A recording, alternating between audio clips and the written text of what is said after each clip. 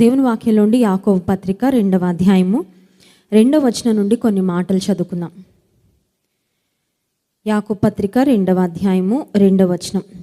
ఏలయనగా బంగారు ఉంగరం పెట్టుకొని ప్రశస్తమైన వస్త్రములు ధరించుకొని ఒకడు మీ సమాజ మందిరంలోనికి వచ్చినప్పుడు మురికి బట్టలు కట్టుకున్న దరిద్రుడు లోపలికి వచ్చిన ఎడల మీరు ప్రశస్త వస్త్రములు ధరించుకున్న వాని చూచి సన్మానించి నీవిక్కడ నుండి ఇక్కడ మంచి స్థలమందు కూర్చుండమని చెప్పి ఆ దరిద్రునితో నీవక్కడ నిలువుము, లేక ఇక్కడ నా పాదపీఠమునకు దిగువను కూర్చుండమని చెప్పిన ఎడల మీ మనసులో భేదములు పెట్టుకొని మీరు దురాలోచనతో విమర్శ చేసిన వారగుదురు కారా?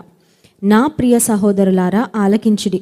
ఈ లోక విషయంలో దరిద్రులైన వారిని విశ్వాసమందు భాగ్యవంతులుగాను, తను ప్రేమించిన వారిని తాను వాగ్దానం చేసిన రాజ్యమునకు వారసులుగాను ఉండుటకు దేవుడు ఏర్పరచుకొనలేదా?